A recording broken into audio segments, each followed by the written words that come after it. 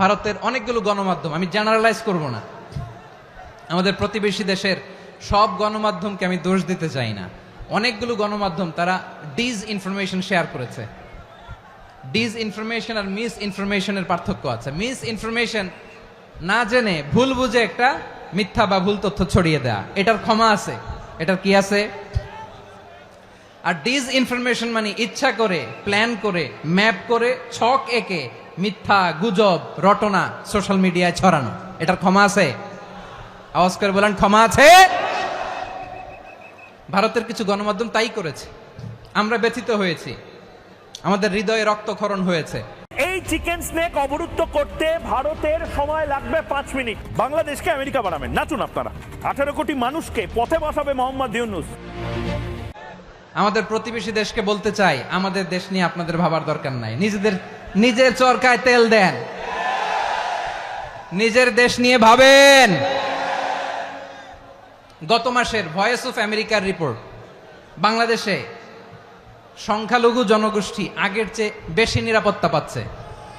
Report voice of America, Muslim report নাকি? মুসলিম জরিপ, voice of America. কথা বুঝে নাই বোধহয়। ভয়েস অফ আমেরিকা কি আমাদের রিপোর্ট? না, ভয়েস অফ আমেরিকার জরিপ, বাংলাদেশের সংখ্যালঘু জনগোষ্ঠী আগের চেয়ে ভালো নিরাপত্তা পাচ্ছে।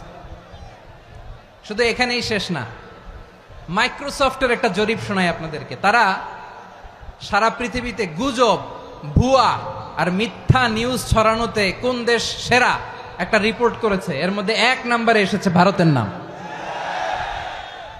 মাইক্রোসফট তো মুসলমানরা চালায় না? কথা বোঝে নাই বোধহয়।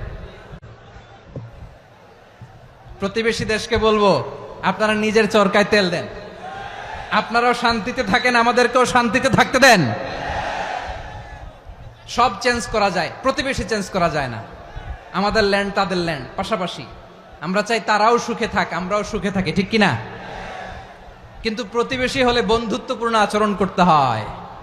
প্রতিবেশী যদি বন্ধু না হয়ে প্রভু হতে চায়, এরকম দানব প্রতিবেশী কেউ চায় না। ভারত যদি বন্ধুত্ব উপহার দেয়, আমরাও বন্ধুত্ব দিব, কি বলেন? তারা যদি বন্ধু সুলভ আচরণ করে, আমরাও বন্ধুত্ব উপহার দেব। কারণ আমাদের পররাষ্ট্র নীতি হচ্ছে সবার সাথে বন্ধুত্ব, কারোর সাথে বৈরিতা নয়। আলহামদুলিল্লাহ বলেন, কত চমৎকার পলিসি আমাদের। আমরা নির্বিবাদী, আমরা বাংলাদেশিরা শান্তিকামী, we are proud of that. এজন্য আমরা গর্ববোধ করি। আমাদের পররাষ্ট্র নীতি সবার সাথে বন্ধুত্ব, কারোর সাথে শত্রুতা নয়। তাই প্রতিবেশী দেশকে বলবো, আমার ভাইয়েরা, আপনারাও আমাদের ভাই, বন্ধুত্ব দিলে বন্ধুত্ব পাবেন। বন্ধুত্ব ইজ ওয়েলকাম, দাদাগিরি নয়। বন্ধুত্ব ওয়েলকাম, দাদাগিরি নয়, লাউড এন্ড ক্লিয়ার। ভারত যদি বন্ধুত্ব দেখায়, বন্ধুত্ব পাবে। কিন্তু ভারত যদি বাংলাদেশে আধিপত্যবাদ বিস্তার করতে চায়, বাংলাদেশের 18 কোটি জনগণ সেটা রুখে দেবে। ভারত যদি গৌর গোবিন্দের ভূমিকায় নামতে চায়, দেশের 18 কোটি মুসলমান শাহজালালের ভূমিকায় নামবে। আমার ভুল হচ্ছে, হ্যাঁ আমার ভুল হচ্ছে, ক্ষমা করে দেন। প্রিয় ভাইয়েরা, আমরা বন্ধুত্বে বিশ্বাসী, শত্রুতায় নই, ঠিক কিনা বলেন? আল্লাহ আমাদেরকে বোঝার তৌফিক দান করুক। তাহলে এই যে তারা বলেছে এদেশে সংখ্যালঘুরা কষ্টে আছে, দুঃখে আছে, এটা কি ঠিক? বলেন, এটা কি ঠিক? না, তারা ডিস ইনফরমেশন শেয়ার করেছে, এটা ঠিক নয়।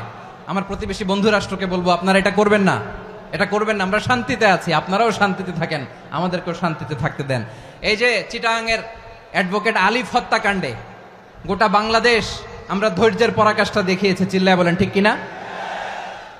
আমাদের নেতা আমাদেরকে ডেকেছে, আমরা শান্ত থেকেছি। আমরা শান্ত থাকতে চাই, আমরা ঐক্যবদ্ধ থাকতে চাই। যে কোনো ষড়যন্ত্র রুখে দেওয়ার জন্য ঐক্যবদ্ধ প্রচেষ্টার কোনো বিকল্প নাই।